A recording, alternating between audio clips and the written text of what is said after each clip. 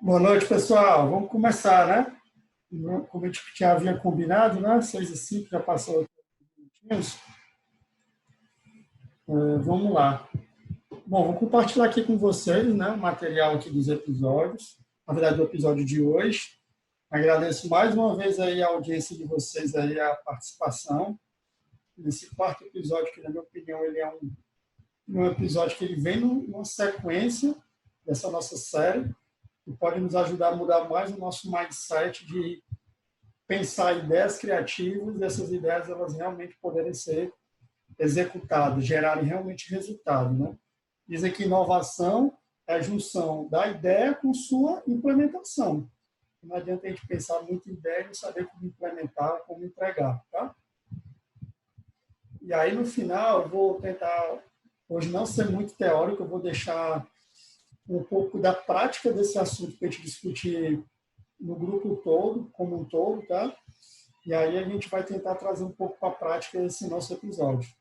Então, isso é o que eu venho tentando a cada semana melhorar um pouco e fazer com que a gente consiga estar como se fossem os métodos ágeis, né? Cada semana a gente faz uma interação e vai evoluindo nessa nossa série, tá?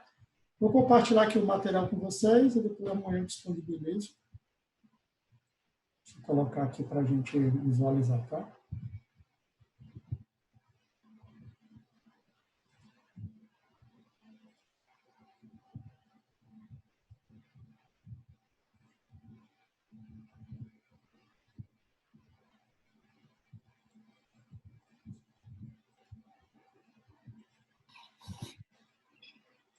Bom, pessoal, vamos lá, né? Conversar sobre o assunto Design Thinking, tá? Bom, o assunto Design Thinking, todo mundo está vendo a tela. Só para, se quiser abrir o áudio, Rafael, tá legal a tela aí, para eu conseguir visualizar. Ok? Tranquilo, tá perfeito. Obrigado, Leandro. Eu vou diminuir aqui essa telinha aqui para ficar o slide todo completinho, tá? Bom, vamos lá, tá? Isso aqui você já conhece, as minhas formações, né? A novidade que eu tenho essa semana é as duas formações que eu consegui concluir de design de métodos ágeis, né? Que foi aqui a de Scrum Master e a de PO, né? Que chama Project Owner, dono do produto, né? Então, foi bem bacana, complementa essa daqui de PMI-ACP, mas ele deixa com foco mais de Scrum. Essa do PMI-ACP, ela fala de métodos ágeis de forma geral, mas, como comentei com vocês no episódio anterior, o Scrum é um método que é o Pareto dos métodos ágeis, tá? Aí eu quis dar uma reforçada nesse conhecimento e ajudou até com a nossa aula passada, tá? Bom, vamos voltar aqui. Comentar um pouquinho aqui sobre o nosso assunto de hoje, tá? Isso aqui é o nosso manifesto, né? Você já conhece. Ele está totalmente vinculado a todos os episódios. Todos os episódios, de alguma forma, nos traz um protagonismo da mudança e faz também com que a gente tente aprender rápido, que a gente possa adaptar o que a gente está aprendendo em cada episódio e engajar e motivar as pessoas é fator crítico. Todos os episódios eu falo muito disso e é uma coisa que é quase um mantra. Se a gente não colocar as pessoas engajar e motivar nesse processo de mudança, pode ser a ferramenta que for, a metodologia que for, o framework que for, não vai ser possível a gente conseguir atingir a mudança que a gente espera, tá? E aí, aqui são dicas de livros, tá? Esse livro aqui é o livro do Tim Brown. Esse livro ele é um livro que é meio que o livro base do Design Thinking. Foi ele que criou o Design Thinking. Eu vou falar um pouquinho para vocês que o Design Thinking, na verdade, ele traz muitos elementos do design e trouxe o pensamento do design, né, trazendo todo esse arcabouço do design, colocando ferramentas, trazendo uma visão mais processual. Esse livro aqui da MGJV, de Design Thinking, eu já até deixei no diretório de vocês, distribuído lá. E esse design estratégico usa Design Thinking aplicado a um planejamento estratégico. Também é um livro muito bacana. Existem vários livros, muita literatura americana, né, em inglês, mas esse material aí é uma sugestão que eu tenho, tá? E os slides, né, a maioria dos slides foi da minha preparação para a certificação em Design Thinking. Tá? Esqueci até de comentar, que é essa daqui, tá? A certificação da CertPro de Design Thinking. Ela é a única que tem, né? Certificação internacional de Design Thinking. Geralmente, essas formações de Design Thinking, eles são formações, né, mais de vivências, né, de treinamento de final de semana, alguns dias, e certificação internacional mesmo, que eu conheço, só tem essa da CertPro, que eu tive a oportunidade de ano passado tirar, e eu vou trazer muito desse conhecimento que eu tive nessa certificação, pela TI-Exame, né, que já passei até o link para vocês também. Enfim, também tem um slide da professora Lila Bandeira, ela é professora de design e da disciplina de disciplina de Design Thinking. Eu peguei também alguns materiais dela, então juntei esses materiais para a gente conversar hoje. Tá?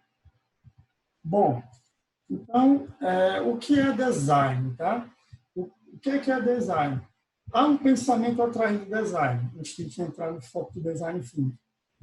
O design vai muito além da forma, função e estética do produto ou serviço.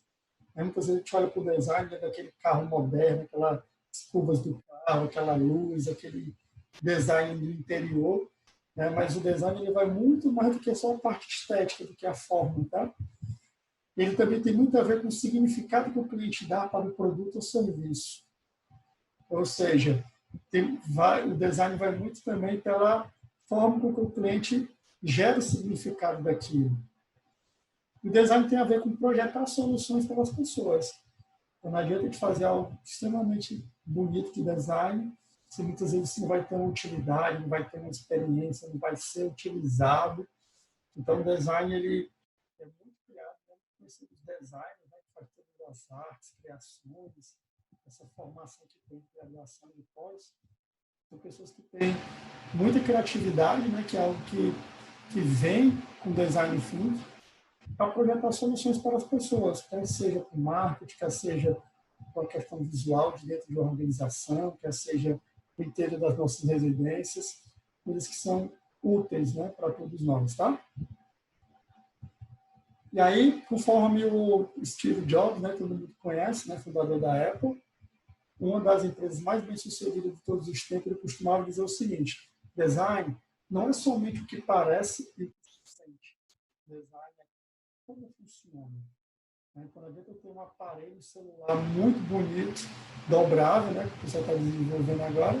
Se esse aparelho ele não é funcional, se ele não atende às minhas expectativas, às minhas necessidades, então, o design ele realmente tem muito esse foco da praticidade, né, de funcionar realmente. Tá? E por trás de toda a tangibilização de alguma coisa existe um processo. Né? Então, o Design Thinking ele trouxe um pensamento do design, uma visão de processo, para que a gente possa, em cima de um problema, em cima de um desafio, a gente conseguir ter etapas para a gente ir fazendo como se fosse um funil dessa ideia, como se fosse um desenvolvimento, uma lapidação, etapas que podem vir e voltar, mas que depois, no final, eu tenha um produto, né, um serviço que possa funcionar. Tá? E por trás do design, né, ou seja, o que é o design thinking? Tá? Ele é uma abordagem inovadora que se baseia em processos de design. Então, o pessoal de design, né, falava muito com a Lila Bandeira, né, que é um profissional de design, falava, mas design thinking é algo que é muito antigo. Na verdade, é antigo, mas na visão de trazer o design thinking, né, o pensamento do design com a visão de processo, e ser usado nas organizações para trabalhar ideias, para resolver problemas complexos, essa foi o grande diferencial aqui do Tim Brown, tá? Ele fala justamente isso, que o design fica uma abordagem inovadora, que se baseia em processo de design para integrar as necessidades das pessoas, as possibilidades da tecnologia e os requisitos para o sucesso empresarial. Ou seja, integrar as necessidades das pessoas, possibilidades de tecnologia e os requisitos. Né? Ou seja, nos dá um processo que precisamos para ajudar a desenhar soluções para as pessoas. O design thinking ele tem uma pegada de processo, de etapas que a gente precisa desenvolver, vir e voltar, mas que no final a gente consiga sair com uma ideia inovadora e prática para realmente integrar a necessidade das pessoas, tá? Pessoal, eu gosto muito, acho que muitos de vocês seguem o Murilo Gun, já assistiram uma palestra dele, um episódio no YouTube, o evento, até mesmo o evento do TEDx dele, né?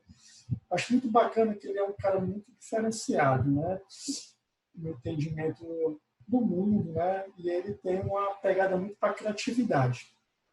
Mas ele fala de uma coisa que não sei se já comentei com vocês, que é as habilidades do futuro, né? Ele fez todo um trabalho lá no Vale do Silício, na NASA, ele foi um dos empreendedores no Brasil escolhido para ir lá. Quem puder depois acessar o Murilo, ele está até com um curso gratuito, com alguns episódios disponíveis. E ele fala que existem 5 grandes habilidades do futuro para a gente desenvolver.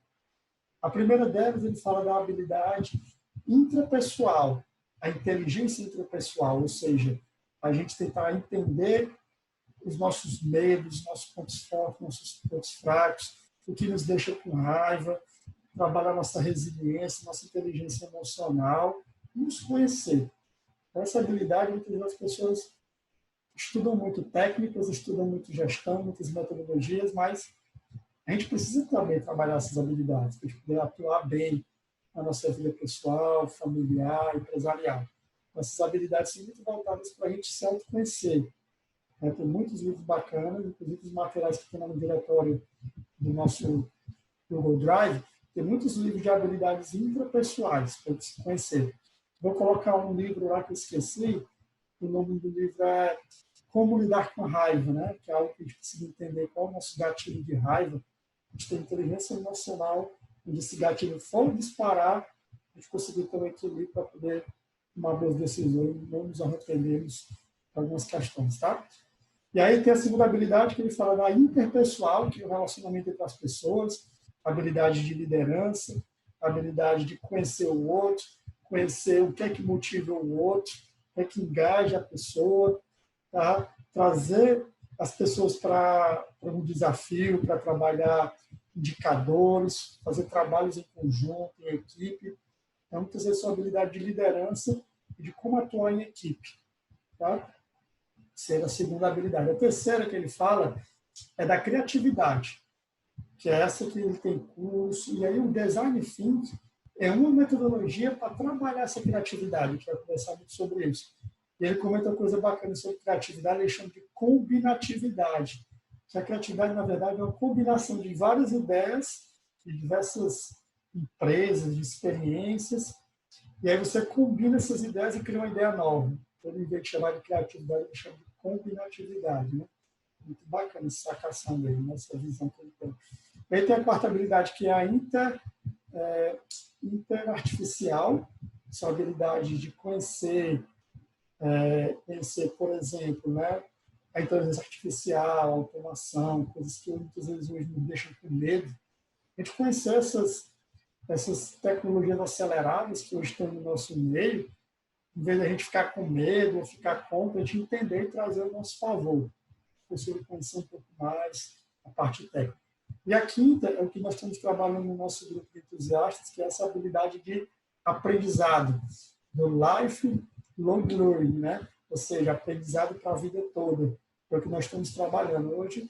Nós fazemos um curso, escutamos um episódio como esse, a gente não pode parar de sempre estar se reciclando, de sempre estar desaprendendo, né? Para poder reaprender, desaprender e aprender de novo. Né? Ou seja, a gente tem a habilidade de sempre estar aprendendo um pouco mais. Então, essa é a habilidade. Então, Design Thinking, pessoal, é uma metodologia que trabalha muito forte a terceira habilidade do Murilo Gun, que é a criatividade. Tá? E ela traz uma visão mais processual, a gente trazer para as nossas empresas, onde a gente trabalha, a gente colocar como desafios da nossa vida pessoal, familiar, e aí eu vou falar mais sobre isso para vocês, tá? E aí, pessoal, com relação à inovação, tem um teste básico, tá? E o Design Thinking vem de um processo de inovação, tá? E aí, o que é inovação? É transformar novas ideias em resultado. Então, muitas vezes, a gente tem ideias, mas essas ideias não se transformam em resultados. Então, o teste básico para a inovação é novo? Sim. Se a resposta é aquela ideia nova, e a resposta for sim, beleza. Tá? Como inovação. Agora, uma outra pergunta que fecha, que é essa ideia nova, aqui para o meu contexto, para a minha realidade, para fazer coisas diferentes do que eu já faço, ela gera resultado? Se ela gera, então é inovação. Ou seja, inovação é a soma da ideia mais a sua implementação. E aí, criatividade em si pode ser útil. O resultado é mais importante. Né? Fala muito que a nossa nação brasileira, os cearenses, os brasileiros, são muito criativos. Isso é verdade. Mas a gente não tem tanta inovação, porque a gente muitas vezes transforma essa criatividade em resultado. A gente não consegue implementar. Tá? Então, isso é uma coisa bem bacana. E a inovação, muitas vezes, a gente pensa que é aquela ideia bem disruptiva, aquela ideia bem diferente, tipo Uber, Airbnb, tá? Mas, na verdade, a gente pode ter ideias que as pessoas podem, numa discussão, num processo como esse, chegar e dizer, poxa vida, como é que eu não pensei nisso antes? Uma ideia simples, fácil de aplicar, um pouco esforço que dá um grande impacto. Poxa, por que eu não pensei nisso antes? Por que a gente não pensou nisso antes? Quando a gente tem essa indagação, esse questionamento, é porque realmente valeu a pena fazer esse trabalho de design thinking, esse processo criativo, colaborativo, tá? Então é importante a gente contextualizar o design thinking dentro do processo de inovação.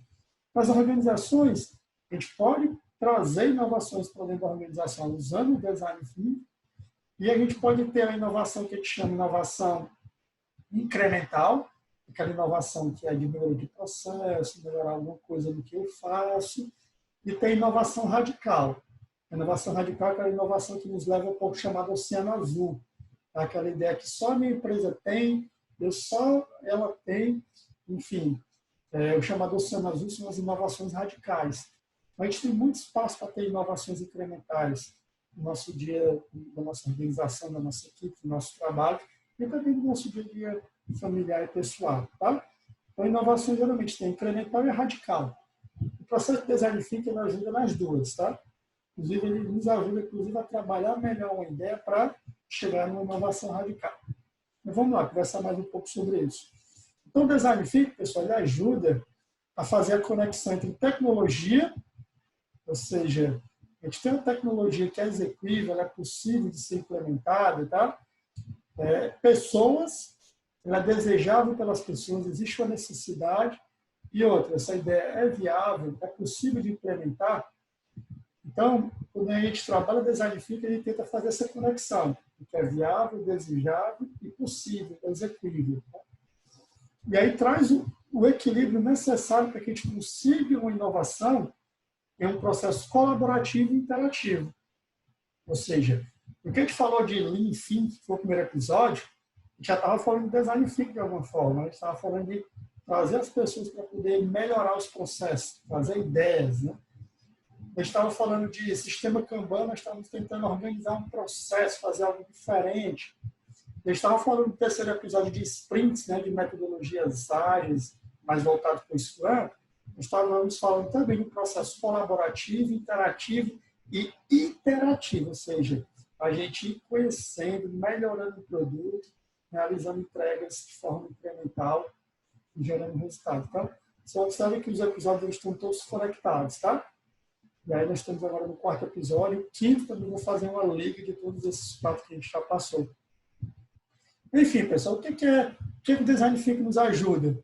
A gente trazer a chamada inovação da experiência.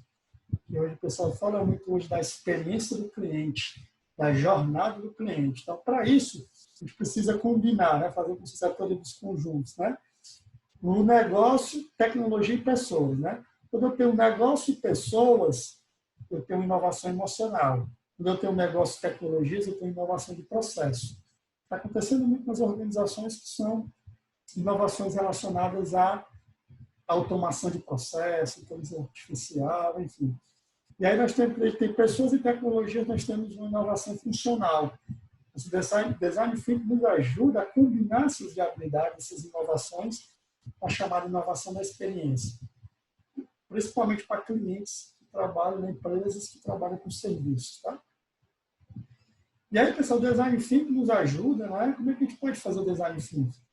Ele serve para planejar produtos inovadores, novos produtos para atender as necessidades dos clientes, ou até mesmo a gente criar uma necessidade do cliente né? Criar um atributo de valor que o cliente nem estava imaginando e explorar isso numa cena azul através do produto que só eu tenho. Dá um exemplo. Circo de Solé, no momento que foi criado, ele combinou circo e teatro, né? Fez uma combinação única de ópera, circo e teatro. Combinou tudo isso, criou uma outra experiência, uma outra forma de ver espetáculos, ou seja, ele trouxe uma inovação na experiência, um atributo novo, que até então não existia, e aí ele criou inovação na experiência, inovação do serviço. Tá? Então, aqui eu tenho produtos que o Design Thinking pode ajudar a desenvolver serviços, seus próprios processos, criar uma nova unidade de negócio, totalmente diferente das unidades de negócio que a empresa tem. Vamos supor que ela trabalha com serviço, que atende o cliente fisicamente. Então, como trazer uma unidade de negócio com uma melhor experimentação, com melhor conforto, com melhor design, com uma melhor forma de fazer as coisas. Então, pode ser discutido isso no Design Thinking. E etc. Ou seja, dá para fazer muita coisa com Design Thinking. Tá? E aí, como eu comentei no grupo do WhatsApp, Design Thinking não é uma metodologia, é um mindset. Ou seja, uma forma de pensar diferente. Uma forma de, antes de partir para a ideia, para a solução, a gente tem vários caminhos que a gente pode percorrer. E uma delas é, primeiro, qual é o grande desafio, qual é o grande problema que nós estamos querendo resolver? Esse problema, ele veio da necessidade do cliente. Vamos entender melhor essa necessidade do cliente.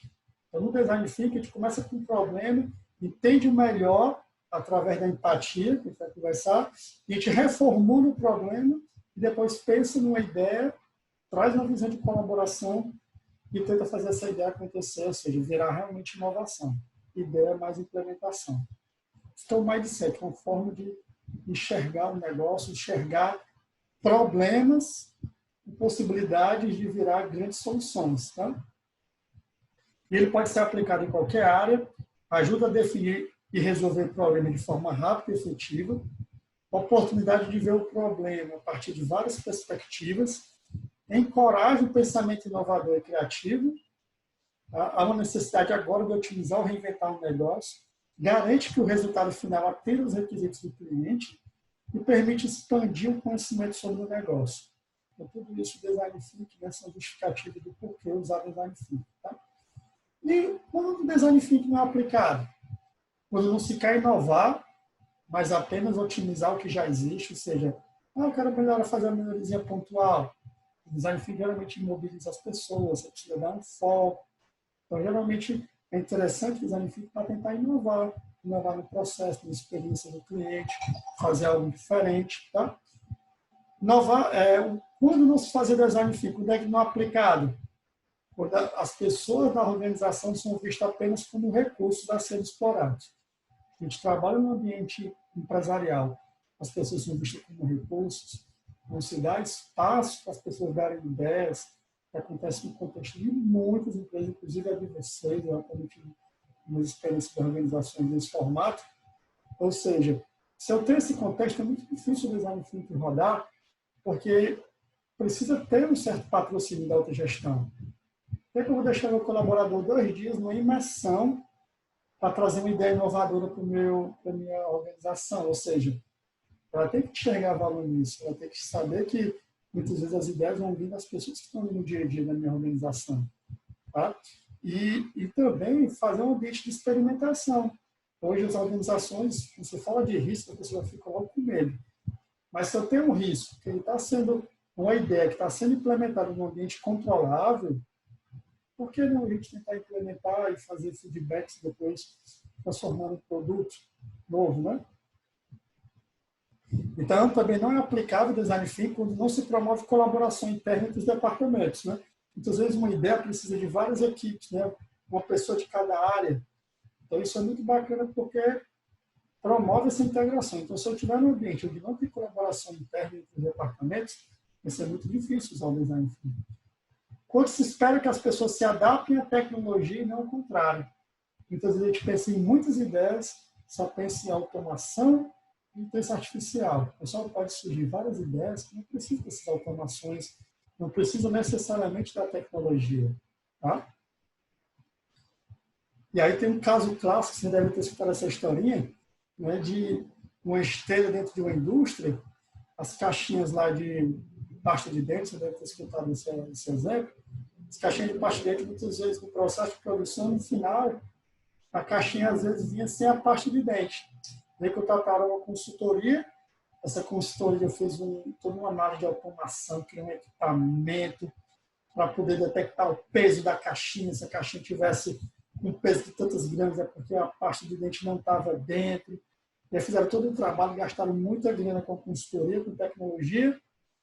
E aí a consultoria, depois de 3 meses que fez o projeto e implementou e resolveu o problema, o que aconteceu? Depois de 3 meses, foi 6 meses, não sei qual é a história real desse comentário, dessa historinha, foi comentada a seguinte situação. O consultor chegou lá, quando procurou aquele equipamento lá onde ele tinha desenvolvido, tinha testado e tudo, chegou lá e viu que o equipamento não estava mais lá. O que estava lá? Um ventilador.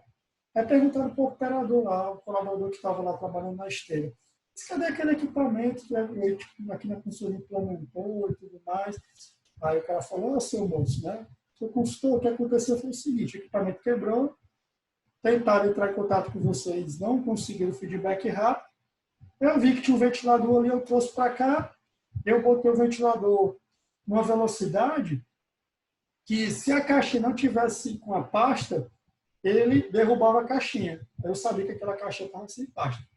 Ou seja, poderia ter sido resolvido desde o início dessa forma, né?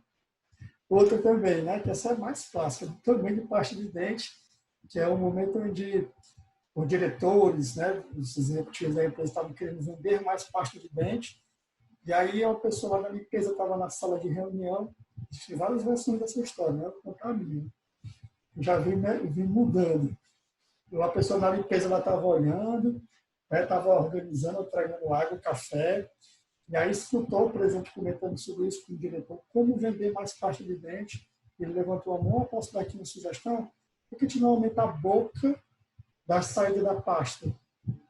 Ou seja, o que acontece hoje? As nossas pastas de dente, né, a boca é bem maior. Né? Ou seja, dizem que foi essa ideia que vendeu muito mais, porque o cliente vai utilizar mais, vai consumir e vai rodar mais rápido esse produto. Enfim, ou seja, não adianta enfiar a tecnologia para resolver alguns problemas. Pode ser que ela seja resolvida sem tecnologia. Tá? Então, design thinking, o que é que resume os valores do design thinking? A empatia, tá? A empatia que é a gente entender, né, que as coisas são feitas para as pessoas, a gente precisa entender como é que está o olhar delas, qual a necessidade delas, as dores delas, os problemas que elas têm, para que a gente possa desenvolver uma ideia, possa atender da melhor forma o cliente. Precisa de colaboração, ou seja, criar um ambiente colaborativo, de cocriação, de ideação, para que uma equipe multidisciplinar possa trabalhar e que surjam ideias que possam ser testadas, aprimoradas, melhoradas. As pessoas enxergam o problema de uma forma mais sistêmica, então, exige um ambiente de colaboração e algo muito bacana do design thinking é a experimentação, prototipação, ou seja, pensar como aquela ideia pode ser realmente executada em prática, criar protótipos, usar massinha, usar post-it, desenhar no papel em folha em branco, a gente pode criar vários modelos de protótipos, tá? Para que a gente possa errar no ambiente de aprendizagem para a gente acertar. Tá? Então, existem vários processos de design thinking, tá? Vários modelos, tá? Tem esse da IDEA, tem da Explain, tá? Esses aqui são modelos de como trabalhar um processo de design thinking. Vou mostrar um modelo que eu estudei, aprendi, que é da certificação da CertProf, que é DTPC, que é da Stanford School, tá? Uma metodologia de processo que eles criaram que eu achei bem bacana, bem legal, vou mostrar para vocês, tá?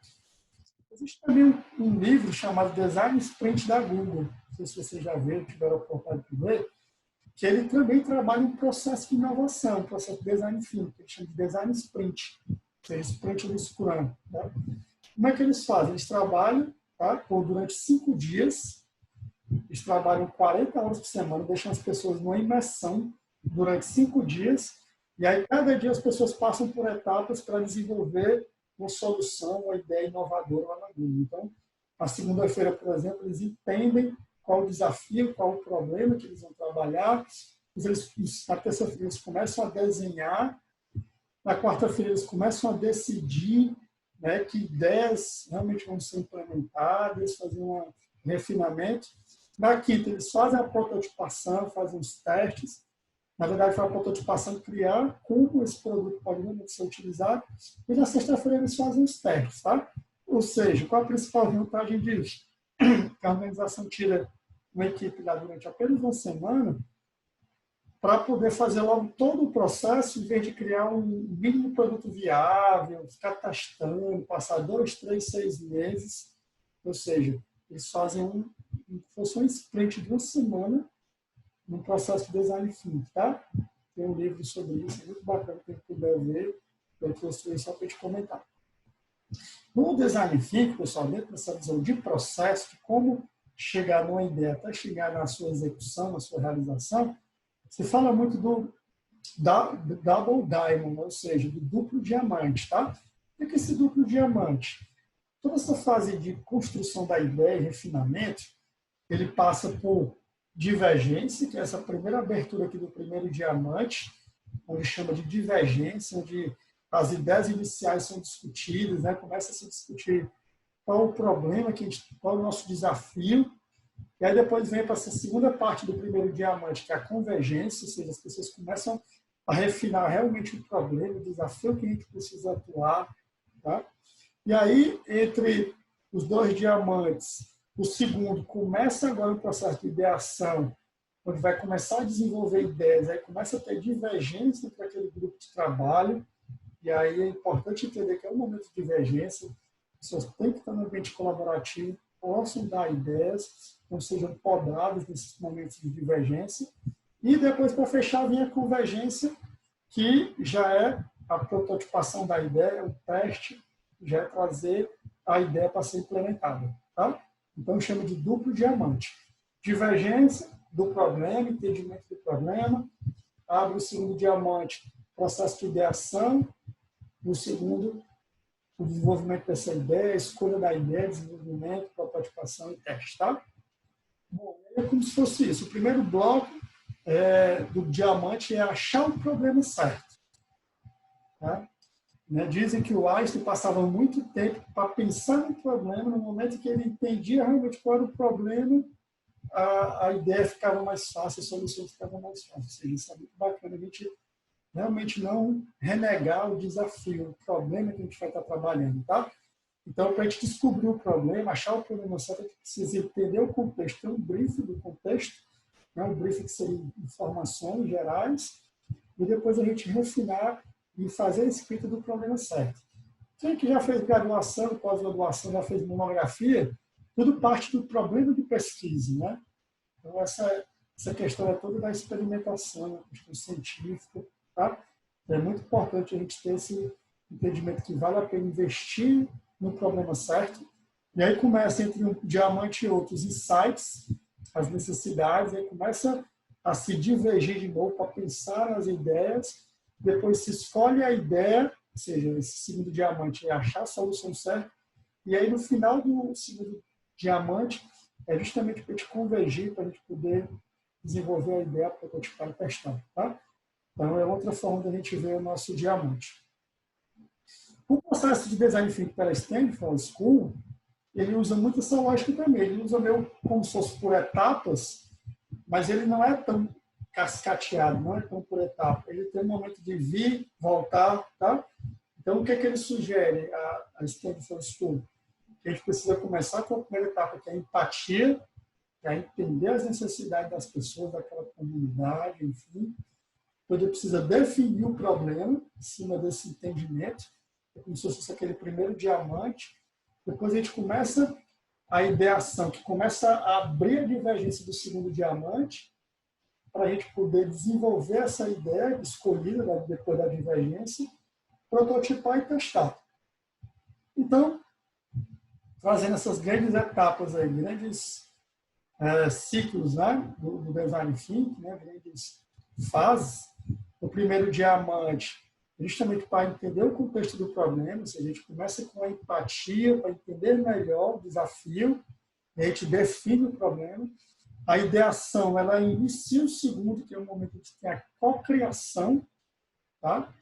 E aí, o fechamento do segundo diamante é a entrega, ou seja, a prototipação e o teste.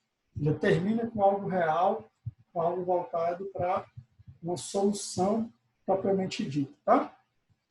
Para isso, pessoal, para acontecer esse processo de design thinking, por exemplo, essa metodologia da Stanford School, é importante a gente ter equipes multidisciplinares, tá? A gente mesclar perfis de equipes. Pessoas da tecnologia, do marketing, do RH, da operação, tá? Se for o caso, até um cliente participar, para ter a voz do cliente também, enfim. Pessoas sozinhas têm dificuldade de implementar boas soluções. É importante considerar um time colaborativo, com um olhar multidisciplinar.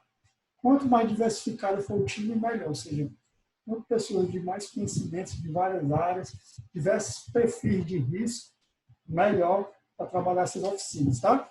E esses espaços para a DT, a Design Thinking, tá, pessoal? Espaços para fazer esse processo acontecer, geralmente são espaços mais colaborativos, espaços mais amigáveis, espaços muitas vezes feitos fora da organização onde a gente trabalha, tá? Os coworkers, hoje em dia, se usam muito para fazer sessões de Design Thinking, tá? E aí é um exemplo de uma imagem, né? Um ambiente mais colorido, muitas vezes fora da organização. Tem empresas hoje que criam ambientes desse tipo para sempre estar trabalhando em inovação. Um exemplo de uma, na época que eu estava nas Unimedes, né? Na Unimed Fortaleza, Unimed BH, Belo Horizonte, é um ambiente case de inovação no Brasil. Eles criaram um prédio só para inovação, onde tem inovação para procedimentos médicos, a parte médica, experimentação de novos procedimentos, robótica aplicada à medicina. Tem andares só voltados para resolver problemas de contexto, né? Espaços colaborativos, ou seja, ele tem lá vários andares voltados só para design thinking, né? Tem outro case bacana aqui também, que é dentro do hospital do ICC, né? Do Instituto do Câncer, tem um andar lá que é só para startups, para incubação de ideias, um espaço todo para criar sessões de design thinking, né? Outro exemplo. Outras empresas também têm trabalhado muito isso, né, na sua cultura, tá? A Pivida entrou agora forte, né? Por Unimed Fortaleza, eu trabalhei em 2 projetos voltados para ideação e inovação, vou comentar depois no exemplo com vocês, tá? Enfim, vou comentar algumas questões para poder ver outras experiências. Então, são espaços que existem muito cortite, materiais, papel, caneta, lápis, tá? Massinha, Lego, tá? Muitas coisas assim.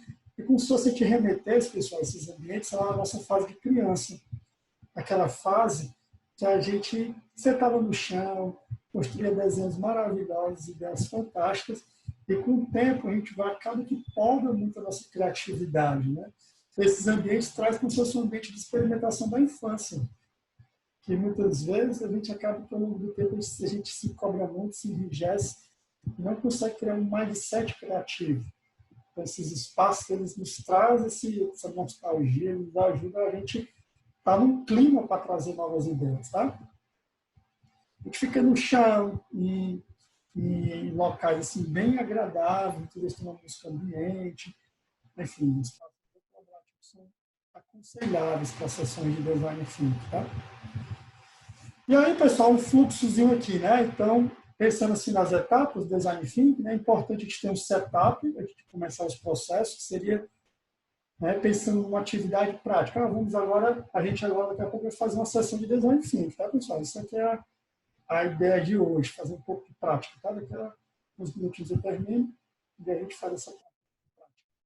Você tem que ter um momento onde o moderador, no caso vai ser eu, vai trazer um briefing de um questionamento, de um desafio. E a ideia é de conversar um pouquinho dessas etapas aqui, o que dá para a gente fazer hoje em cima desse desafio, tá? A ideia da empatia é a gente refinar melhor esse entendimento do time sobre esse problema, sobre esse desafio. Aí na empatia a gente faz uma pesquisa, a gente entrevista as pessoas e a gente começa a entender melhor as dores, as necessidades para a gente poder refinar esse desafio.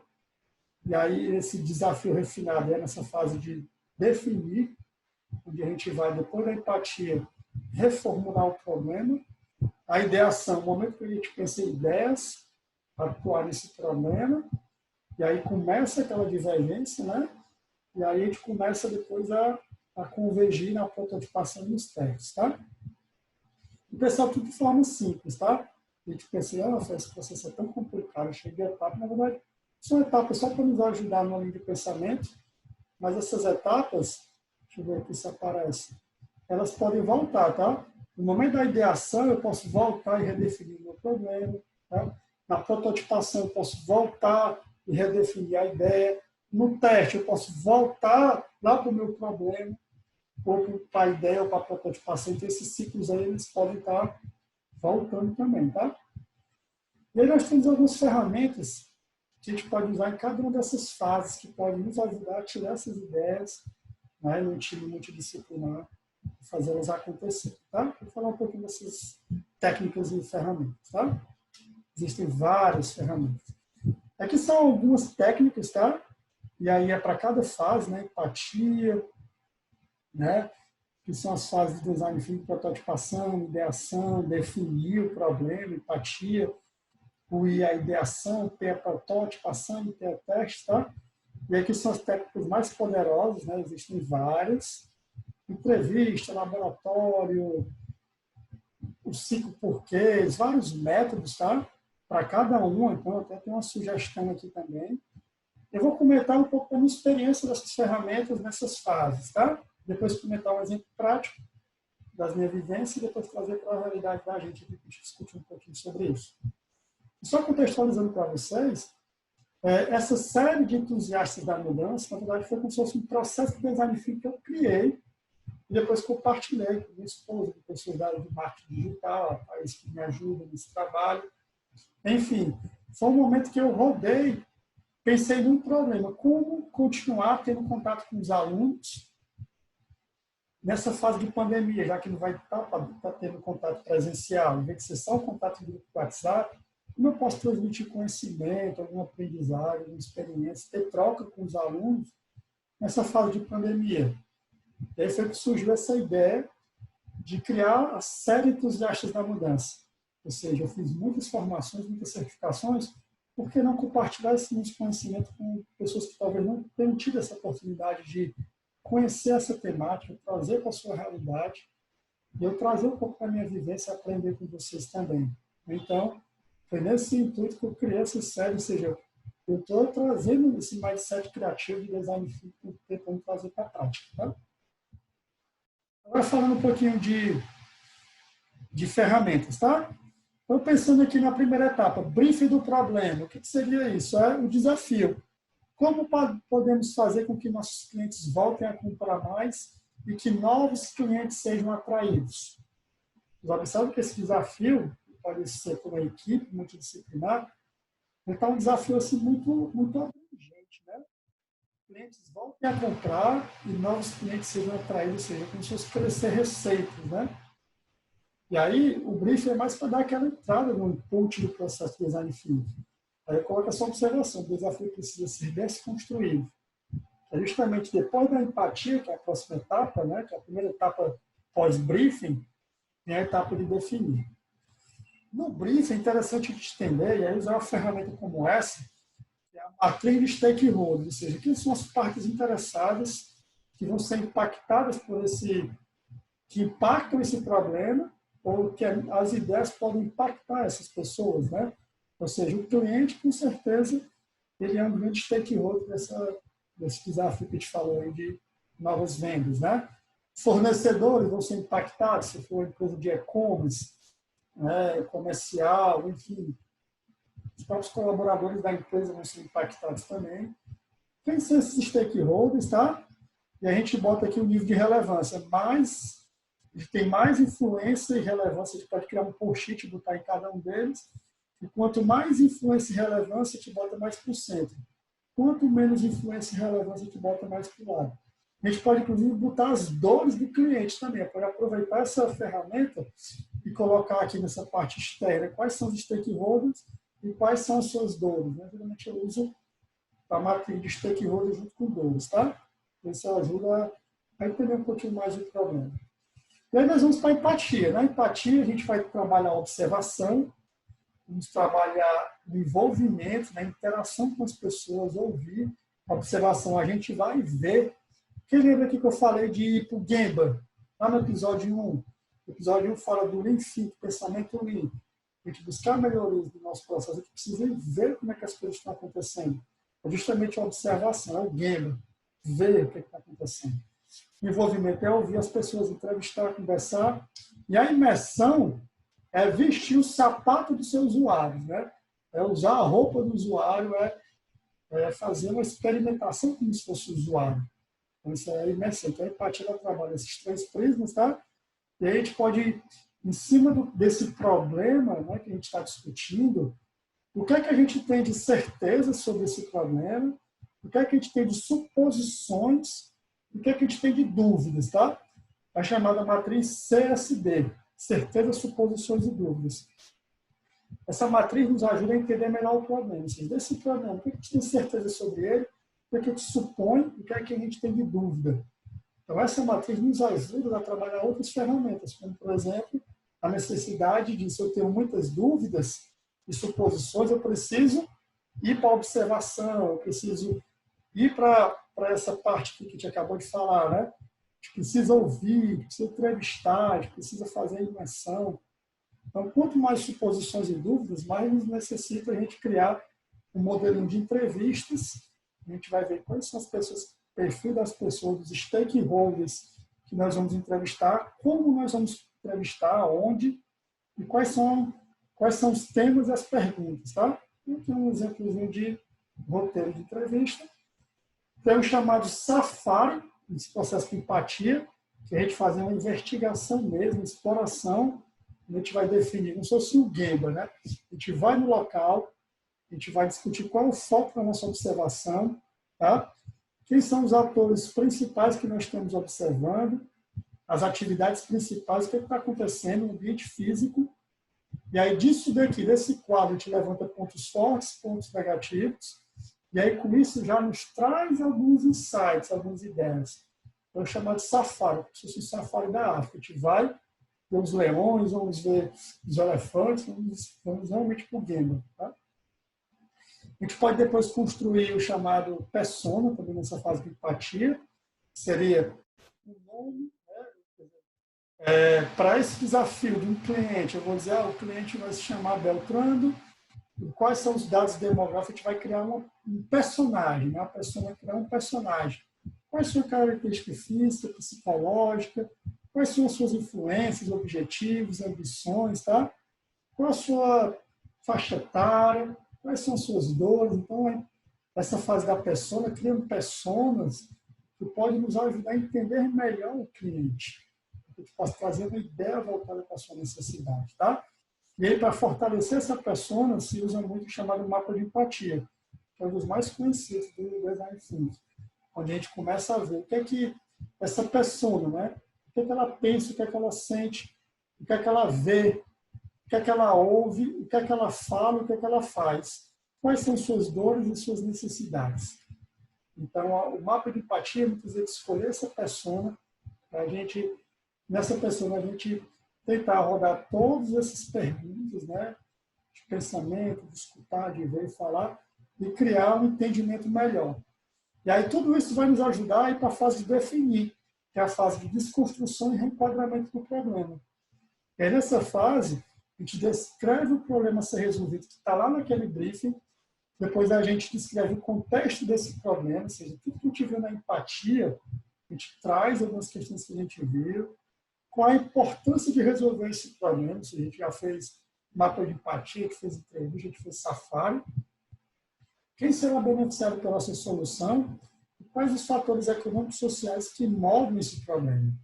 Quando a gente preenche esse quadro, a gente consegue reescrever esse problema, ou seja, a gente já consegue refinar essa problematização, esse desafio, e trazer ele para algo que a gente já, na empatia, a gente já divergiu muito, e agora, nesse definir, nós estamos entrando na convergência do problema. Todo mundo está entendendo o contexto, a situação. Então, essa fase de definir, realmente é interessante a gente reenquadrar o problema, depois de tudo que a gente viu na empatia. Tá? Uma outra questão também que pode ser usada para essa fase de definir é o chamado POV, ponto de vista. Ou seja, Quem é o usuário, né? Qual é o ponto de vista desse usuário? Quem é essa pessoa, por exemplo, uma pessoa adulta que vive na cidade, é, é uma personificação de um personagem, né? De um exemplo de um cliente. Qual a sua necessidade? Ele usa um carro para viagem de 10 a 60 minutos, de 1 a 4 vezes por semana.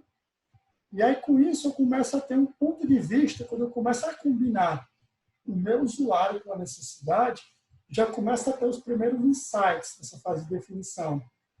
Que seria justamente isso. Que esse cliente gostaria de ter seu próprio carro, porque isto é muito...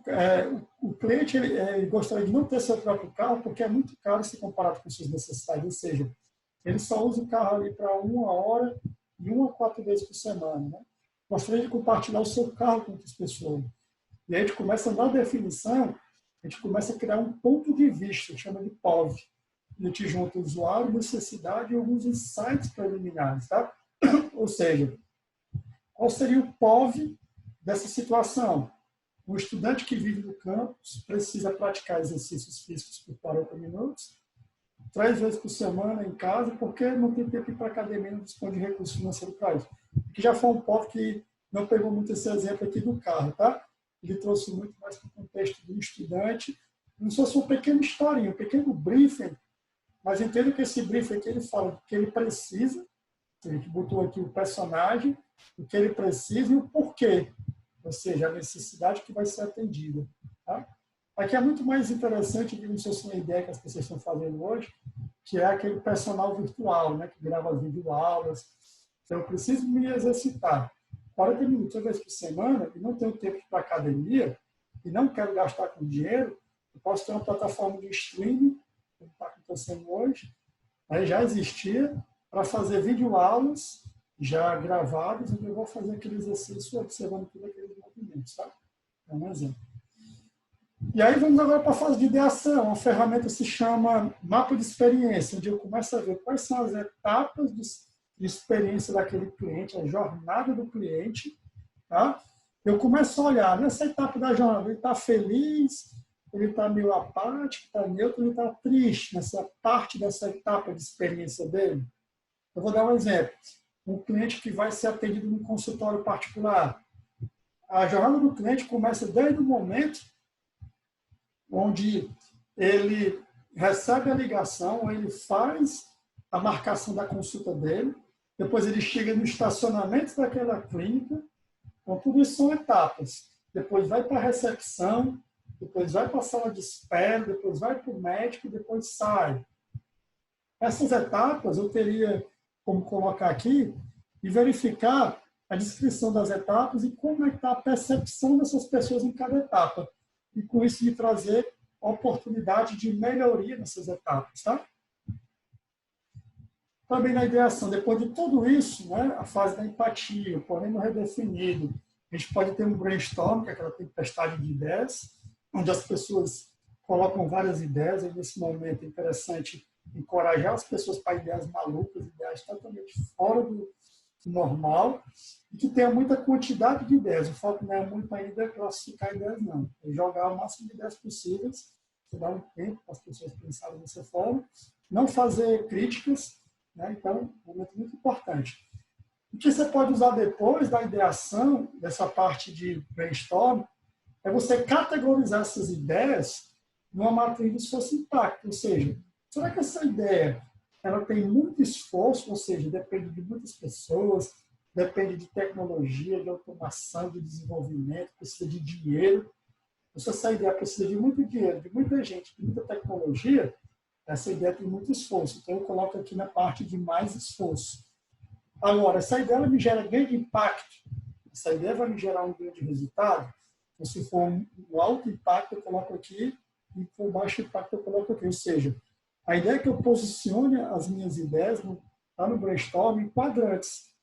E essas ideias, o ideal é que a gente vá buscar ideias de maior impacto e menor esforço, tá? A gente pode ter 100 ideias no momento de ideação, no brainstorm. E a gente categorizar essas 100 e das 100, 5 apenas tem pouco esforço e alto impacto. Um exemplo do ventilador, a caixinha lá de pasta de dente e a boca da pasta de dente, enfim. Tá? Então, isso aqui nos ajuda a fazer um processo bacana. E aí vem a prototipação, tá? A prototipação é a gente brincar mesmo com elementos, né? Fazer fosse um aplicativo aqui, um desenho, usar aqui uma mala, fazer ela de papelão, né? Fazer a realidade virtual, né? De forma bem... A gente começa a utilizar já algumas formas de prototipar aquela ideia, né? Geralmente, nessa fase aqui, a gente escolhe a ideia e essa ideia começa a ser prototipada, tá? Com exemplos como esse, massinha, Lego, caixa, papelão, lápis, borracha, enfim. Você pode prototipar a ideia através do Canvas de negócio, onde eu coloco aqui a proposta da ideia, quem são os clientes, como é que os clientes recebem essa oferta de valor, né? Quais os canais, como é que eu vou divulgar isso para o cliente, como é que eu vou me relacionar com o cliente, quais são os recursos principais que eu preciso para essa ideia, quais são os meus processos, parceiros, tudo isso para me gerar receitas e custos. Então, uma grande prototipação é você pegar essa ideia e transformar num canvas de negócio. Tá?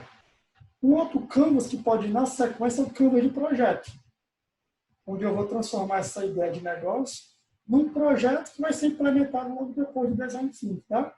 Então, vou dizer, o objetivo, lançar um novo aplicativo, tá?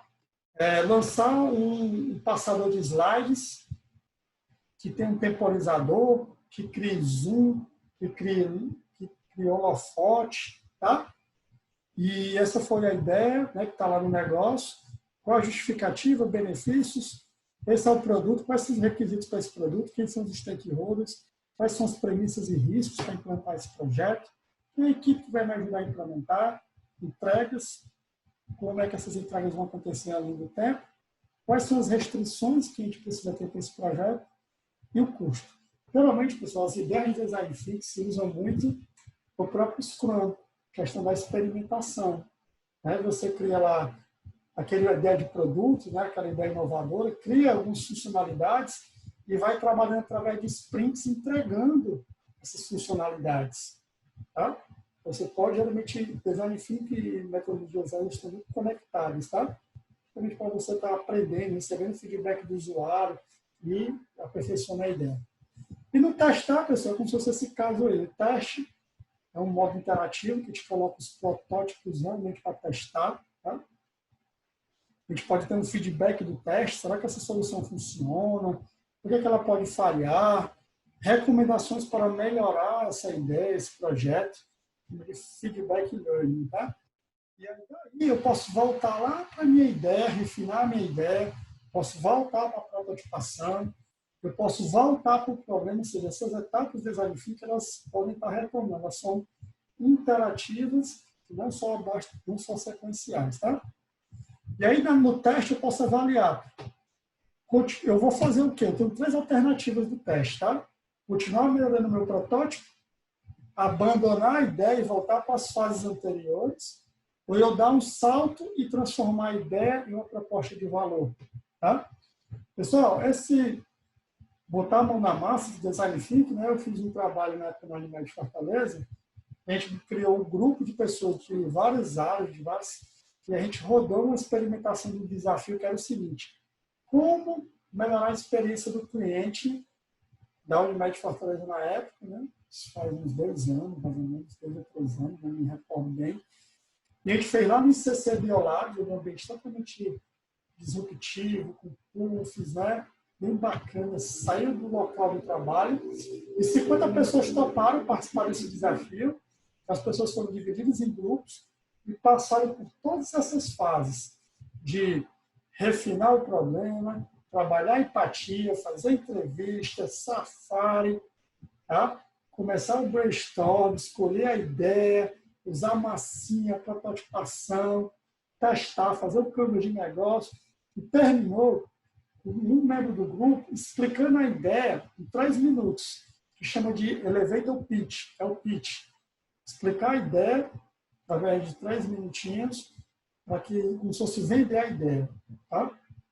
Então, isso foi muito bacana. Saíram ideias fantásticas que depois foram premiadas. Teve um prêmio de 10 mil para a equipe em primeiro lugar, 5 mil, 3 mil para o terceiro. E essas ideias foram implementadas no Unimed Fortaleza. Então, foi um momento onde a Unimed Fortaleza trouxe, depois criou uma área de inovação. Eu estou agora na Apivida. Tem uma área de inovação e transformação digital, e a área que eu estou trabalhando, o diretor lá que é responsável pela área, criou um startup. Eu estou participando desse processo de inovação lá.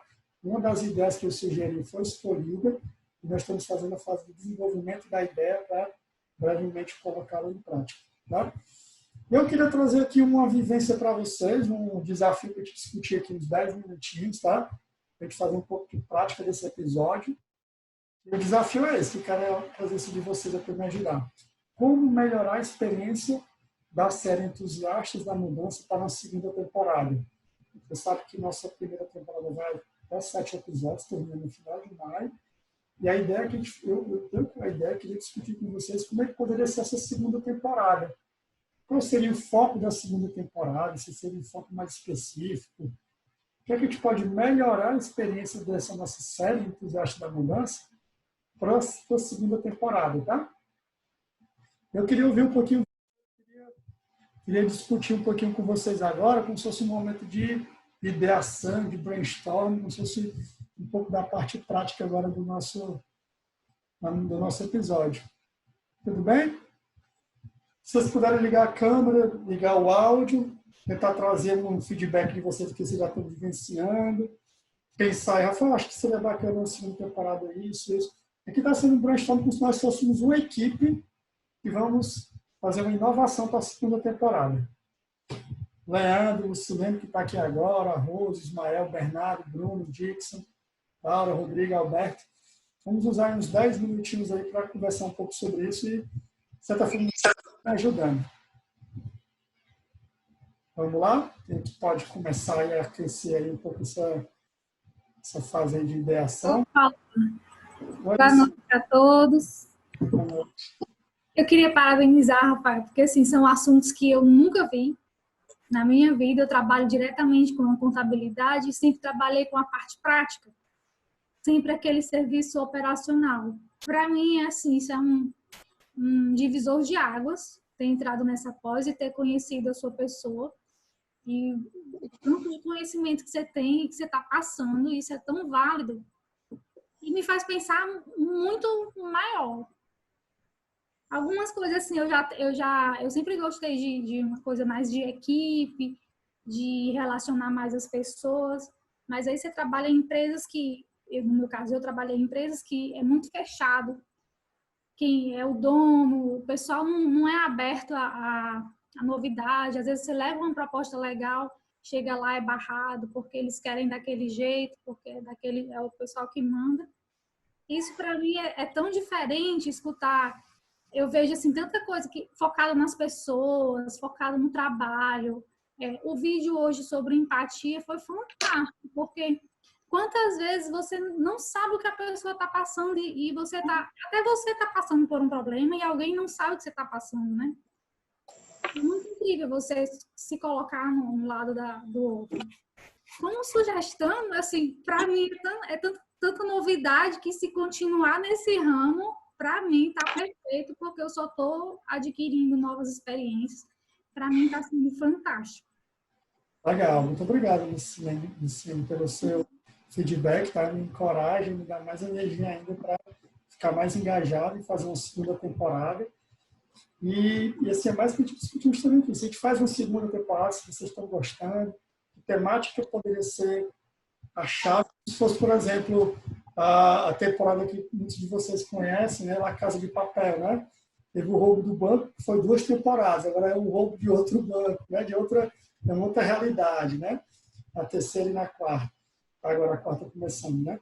Então seria mais isso, a gente continuar essa pegada de gestão da mudança, trazer assim, uma ideia que eu tenho para compartilhar com vocês, é trazer muitas ferramentas de gestão da mudança para a visão organizacional, para a visão de projetos, tá?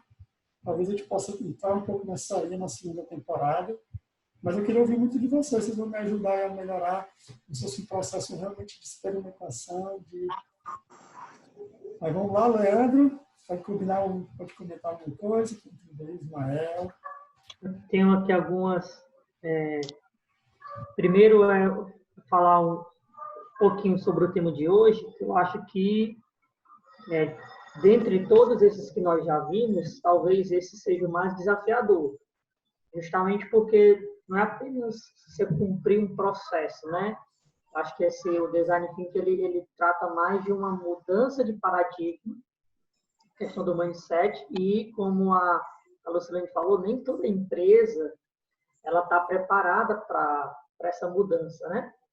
Então, se o próprio ambiente empresarial ele não é favorável para essa questão de inovação, pelo menos de ideias, né? Aberta a ideia dos colaboradores e tudo, então, eu acho que é inviável se implementar esse episódio que nós tivemos hoje. A questão da empatia, eu achei bastante interessante o vídeo.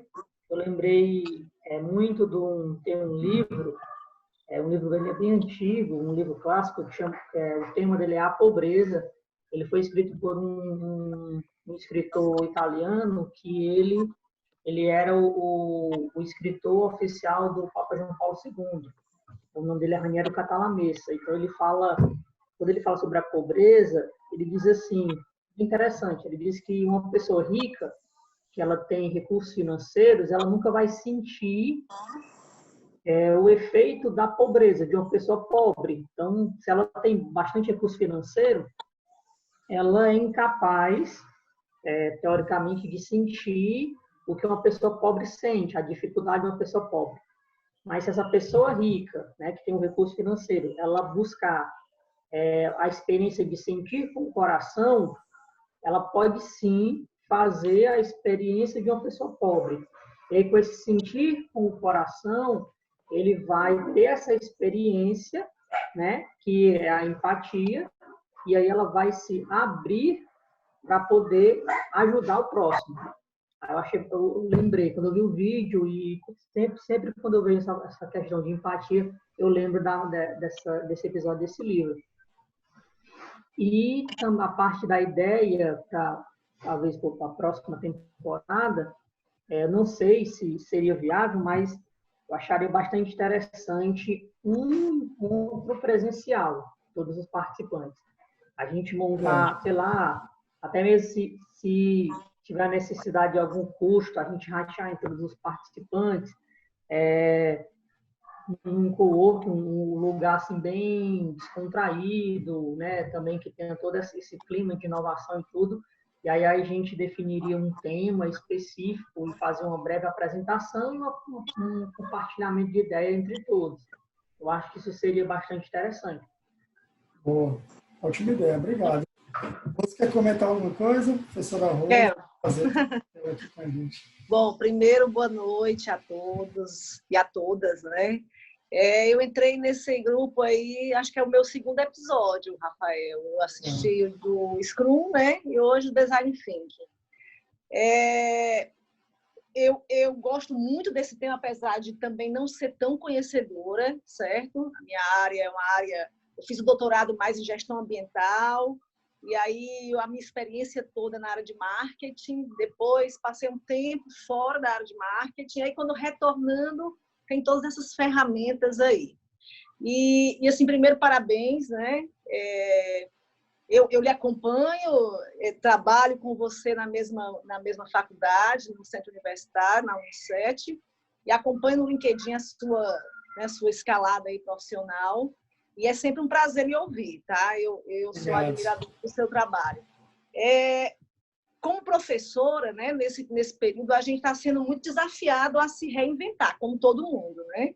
Estamos aí nessa maratona de aulas online, enfim. E eu mesma criei um programa que é o Carreiras na Real, que está rodando toda semana com 2 eventos. Inclusive, você vai estar lá dia 14, né, na nossa sala virtual. E aí, assim, você perguntou algumas ideias. Eu tive a oportunidade de participar de uma oficina de Design Thinking presencial com um grupo multidisciplinar. Então, tinha gente da administração, gente de SI, gente de contábeis, gente, enfim. Eu não sei a formação aqui do pessoal, mas essa ideia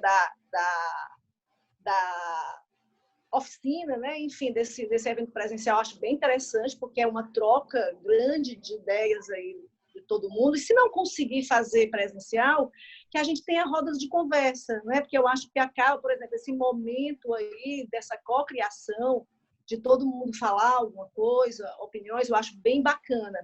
Uma coisa que nos meus eventos, né? Lá nos eventos que a gente vem fazendo, a gente sempre faz, é um formulário no final, onde os participantes, né, sugerem melhorias e novos temas, né? Já que virão outros episódios, então, por que não construir junto com os participantes? Acho que é isso. Mas muito boa. E aí, assim, entrei e tenho pena que eu não assisti os primeiros, mas vou, aí, como eu lhe disse, depois olhar aí no YouTube os outros episódios. Muito obrigado pelas contribuições. Muito bem-vindos, viu? Joia, joia. Boa noite a todos. Boa noite, Rafael. Rodrigo, boa noite tudo bom, Rodrigo? Tudo bem. Rafael, parabéns aí pela iniciativa até agora, né? Eu trago uma sugestão, assim, dentro do contexto prático da coisa. Eu sei que você sempre tenta fazer um paralelo muito forte aí entre a teoria e a prática, mas a sugestão ficaria a seguinte: trazer um caso ou casos, né, que naturalmente a gente consiga ver isso dentro de um processo, as dificuldades que tiveram dentro do processo, apesar de como os colegas também não têm um conhecimento tão forte, mas eu acho que isso ficaria mais claro, né, se a gente vivenciasse um projeto, um case, sei lá, um projeto dentro de uma aula dessa, né, dentro de um plano desse seu. Né, você traz a aula, no episódio seguinte, traz um caso prático. Eu não sei se seria o ideal, mas a gente vê como que isso funcionaria dentro da prática, qual as etapas, qual que foi a dificuldade que teve, né, qual que foi as ideias que foram trouxe essa ideia não aproveitou, a outra aproveitou, então por quê? Então, se tiver como fazer uma aula nesse sentido, eu acho que para mim ficaria, não sei se para os colegas, mas para mim ficaria muito mais claro, assim, alguns conceitos, apesar de não ser coisa da minha rotina, né, como profissional, isso não está na minha rotina, mas achei muito legal, né, e acho muito interessante essa questão da inovação também. Obrigado aí a todos. Legal, Rodrigo. Muito obrigado, boa ideia, viu, Rodrigo? A intenção nos próximos episódios que a gente faça mais abertura para esse tipo de comentário, diálogo, algumas atividades mais práticas, mas é uma boa ideia também pensar numa temporada que a gente traga teoria com exemplos práticos e outra a gente faça algo mais prático mesmo, em cima do que a gente viu anteriormente. Ótima ideia, muito obrigado, Rodrigo. Ismael, quer comentar alguma coisa? Quero, Rafa, quero sim. Primeiro, Rafa, parabéns, viu? Achei, nossa, fantástico. Eu tive a oportunidade no MBA de conhecer um pouquinho sobre o Design Thinking. E assim, eu acho, Rafa, como sugestão, seria legal, cara, incentivar, né, as pessoas a de alguma forma trazerem algum caso, né? O Rodrigo falou de você trazer algum caso, né, para apresentar na aula, mas eu acho que a gente ganha muito mais quando a gente traz algum caso para comentar, né? O Bernardo estava aqui, ele acabou de sair, mas a gente trabalha junto. E lá na empresa que a gente trabalha, né, apesar de ser indústria, e como você sabe, normalmente as indústrias elas são bem mais rígidas, né, para as inovações, mas lá na empresa a gente teve a oportunidade no ano passado criar um grupo chamado Inovavini, né, que é um grupo de inovação, né, inovação em processo, inovação em tecnologia, de investir em novas tecnologias. E assim, a diretoria em si não é uma diretoria que se move para inovar, né? Mas a partir do momento que foi proposta essa ideia de trazer inovações que poderiam trazer bons resultados a baixo custo, né? Eles, claro que chamam a atenção, né? É você saber vender o negócio. E aí eu acho que isso foi assim, a gente com uns 10 projetos no ano passado, isso gerou ótimos resultados, né? E aí eu acho que a partir das tuas dicas, né, sugerir que as pessoas tentem implantar de alguma forma na sua rotina, nas suas empresas, né, na medida do possível, algum tipo de inovação, né? E apresentar o retorno disso, Acho que seria bem bacana também.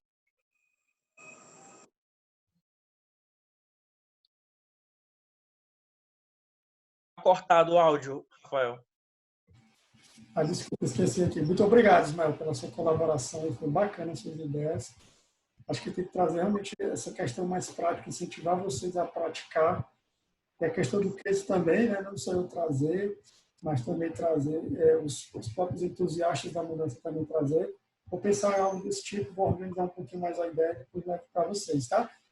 Uma coisa que eu vou comentar e botar no grupo, para movimentar o grupo, eu vou criar um questionáriozinho de 10 perguntas sobre os 4 primeiros episódios e vou disponibilizar um linkzinho de questionário, né, para poder preencher.